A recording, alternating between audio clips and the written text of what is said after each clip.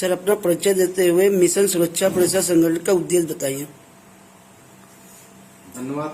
मैं गंगाराम अम्बेडकर, राष्ट्रीय अध्यक्ष मिशन सुरक्षा परिषद, पूर्व ओएसडी मुख्यमंत्री उत्तर प्रदेश। जैसा कि पूरे देश भर के लोगों को मालूम हो गया है कि 26 मार्च 2017 को सामाजिक परिवर्तन के लिए, देश में समतामूलक समाज व्यवस्था बनाने के लिए, जातियों के आधार पर बिखरे हुए समाज को इकट्ठा करने के लिए बहुजन समाज बनाने के उद्देश्य से इस संगठन का निर्माण किया गया और जो निरंतर करीब 4.5 सालों से देश भर में काम करने पे लगा हुआ है।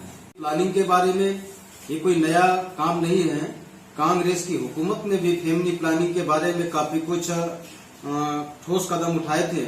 उनकी सरकार के दौरान नसबंदी चलाई गई और जनसंख्या कंट्रोलिंग के लिए तरह तरह से प्रलोभन देने का भी काम किया गया। लेकिन जब शिक्षा का स्तर पूरे देश में बढ़ा तो स्वाभाविक है कि जो पढ़े लिखे लोग थे वो जनसंख्या नियंत्रण के क्षेत्र में ठोस काम किया। लेकिन एक तरफ सरकार जनसंख्या नियंत्रण करने के लिए, वो भी जब उत्तर प्रदेश में चुनाव होने वाले हैं तब सरकार के द्वारा इस तरह की योजनाएं लाने का काम किया जा रहा है। दूसरी तरफ जिससे शिक्षा और जागरूकता फैला करके समाज को तैयार किया जाए, शिक्षा के लिए सारे दरवाजे बंद किए जा रहे हैं, शिक्षा को खत्म करने की साजिश की जा रही है। तो सरकार का दोहरा मापदंड है कि एक तरफ वो इस बीमारी का अंत चाहते, दूसरी तरफ बीमारी पैदा करने के लिए वो उनकी तरह से पूरी तैयारी चल रही है। जहां तक 3 बच्चों का सवाल है, देश में जनसंख्या एक विस्फोटक स्थिति में है।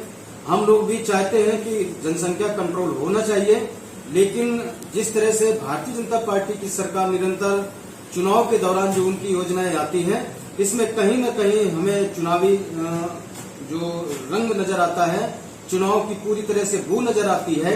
इसलिए ऐसे मौके पर जब उत्तर प्रदेश देश के सबसे बड़े राज्य में चुनाव होने वाला है और उत्तर प्रदेश की सरकार द्वारा इस बिल को लाए जाने की जो कोशिश की जा रही है, ये पूरी तरह से चुनाव से रंगी हुई योजना है।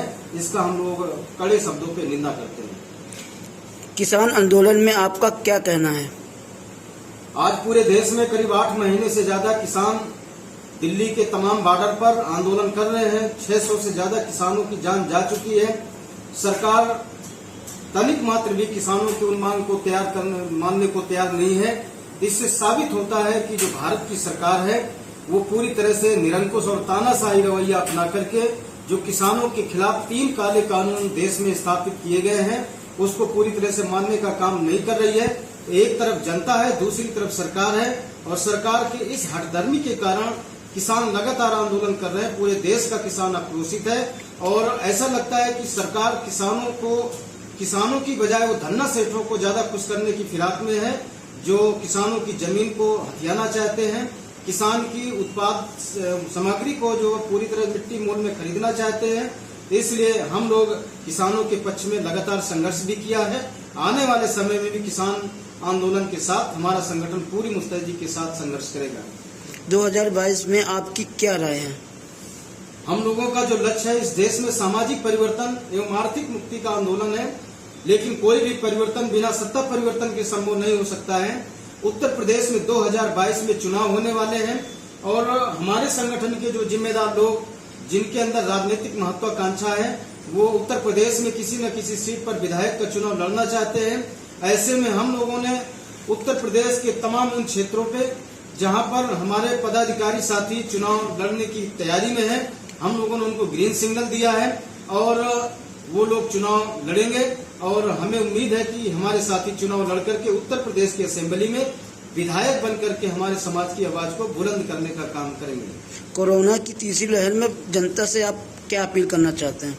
कोरोना की जो पहली लहर आई थी, सरकार को मालूम था कि कोरोना भयंकर स्थिति में हो सकता है, लेकिन सरकार हाथ में हाथ रख के बैठी रही, कोई तैयारी नहीं। जिसे दूसरी लहर के चलते देश में तमाम कोरोना ने कहर पसारा और तमाम लोगों को अपने जान से हाथ धोना पड़ा।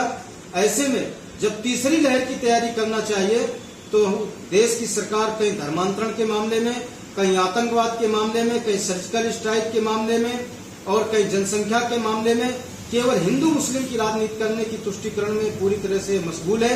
इससे ऐसा लगता है कि जहां पर कोरोना की तीसरी लहर से लड़ने के लिए सरकार को वो अपने उन तमाम संसाधनों में इजाफा करना चाहिए।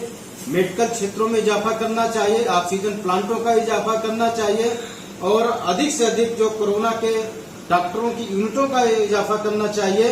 वो सरकार पूरी तरह से कुछ करने पर काम नहीं कर रही है, वो पूरी तरह से देश की जनता को भ्रमित करने का काम कर रही है और बड़े मीडिया चैनल वो पूरी तरह से इस बात को समझते हैं, लेकिन फिर भी वो सरकार की राह अलापने पे लगे हैं, जिससे देश का भारी नुकसान है। और ऐसा लगता है कि जिस तरह से ये तमाम बारी बारी सी बीमारी, कहीं डेल्टा प्लस के नाम पर, कहीं ब्लैक फंगस के नाम पर, तो मुझे ऐसा लगता है कि कोरोना की तीसरी लहर में और भी भारी नुकसान हो सकता है, क्योंकि सरकार उस बीमारी को लेकर पूरी तरह से संवेदनशील नजर नहीं आ रही है। इसलिए हम सरकार से मांग करते हैं, इस समय लोगों की जान बचाने का सवाल है और ये जो इस तरह से हिंदू मुस्लिम की राजनीति चल रही है, धर्मांतरण की राजनीति चल रही है, देश में अलगाववाद की राजनीति चल रही है, नफरत की राजनीति चल रही है, इस पर विराम लगना चाहिए और जो भयंकर महामारी है, प्राकृतिक आपदा से लड़ने के लिए सरकार को पूरी तरह से कमर कसना चाहिए। धन्यवाद।